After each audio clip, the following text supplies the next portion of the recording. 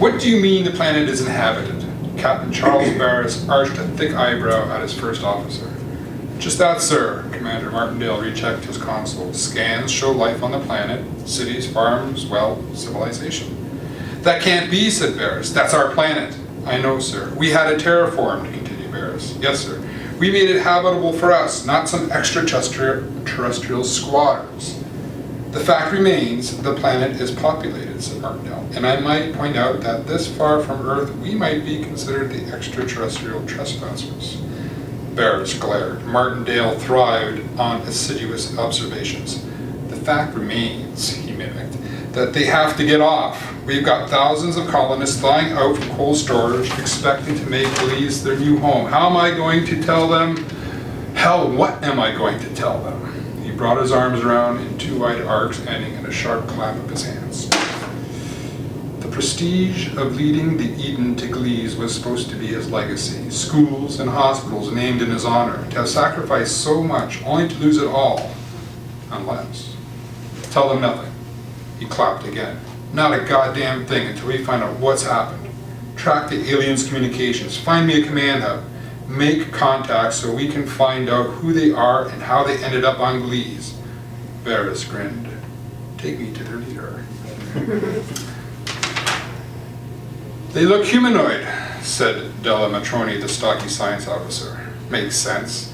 We terraformed Belize to suit our needs. It follows that a species at least similar to us would be interested in the new planet.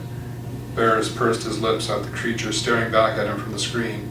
Its skin was pale to the point of translucency. The head was large, too, although it did have two eyes and a single flat nose above an extremely wide mouth. The torso appeared normal. The only thing Barris found disconcerting was its 4 arms and 3-fingered hands.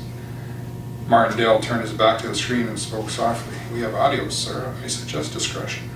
Swinging his arms wide, Barris clapped loudly and smiled. I'll show you discretion, he thought. Attention, alien creatures. My name is Captain Charles Barris of the Terran colony ship Eden. You have mistakenly occupied our planet, which we pre-terraformed for our needs at considerable cost. I ask that you vacate at your earliest convenience in an orderly manner. Satisfied he'd said all that he needed saying, he waited for a reply. None came. Barris maintained an authoritative frown. They speak English, right? Well, sir, Martindale began, by the time we finished following the radio and vehicular traffic. Take it cool, Big Daddy. The alien creature's lips stretched wide, revealing 2 rows of very square teeth. I jazz your lingo. The handle is Gluberhast, Supreme Kahuna of Jillyhow. Now, what's this jive about vacating the premises?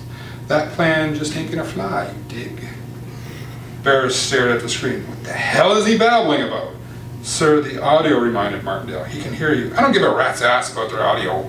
Barris forced himself to keep his hand still. If I may, Captain, offered Matroni, this fellow, or his ancestors, must have picked up radio and TV transmissions from Earth, circa 1950s and 60s from the sounds of it.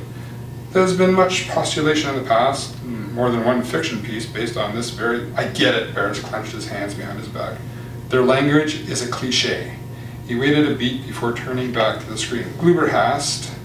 Is Jillyhow the name of your species? Nope, we dubbed this rock Jillyhow. If you need to give us a handle, just call us present and accounted for. Now see here, Gluberhast, that's Supreme Kahuna, Gluberhast. Find Supreme Kahuna or SK, Gluberhast. Okay, SK, Glove works too. Get off our planet, Barris clapped for emphasis. No can do, Big Daddy, and if you keep being a square world, we'll go back to Supreme Kahuna again. My apologies, Glub, said Barris, and please feel free to call me Chuck. Hello, Chuck, Gluberhast's smile stretched freakishly wider. Now please split. A dull throb of a migraine began at Barris's temple. Pardon? Spit the gravel, burn rubber, cut out. Gluberhast's smile impossibly broadened. Vacate the premises, Chuck. Barris squinted. Are you telling us to leave? Bingo, Daddy-o! Now see here, said Barris, you're trespassing on our property. Oh, now, Gluberhast waved one of his arms. We found this rock fair and square, and there was no pink slip under the visor, dig? I think he means proof of ownership, Martindale answered Barris's questioning expression. Barris dug his fingernails into his palms. Didn't this glub think of finding a perfectly terraformed... He jabbed a finger at the screen. The terraforming equipment. What about all that machinery down there? That's proof right there. That's our pink slip. Glooberhouse leaned back and looked around theatrically. Sorry, Big Daddy, but I don't grok any equipment here.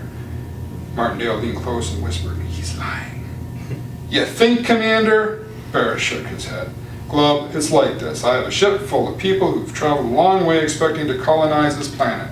The thing is, we don't have the fuel to get back home.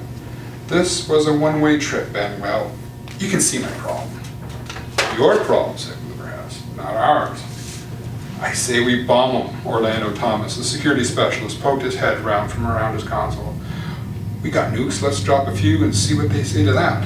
And render the entire planet useless, said Matroni.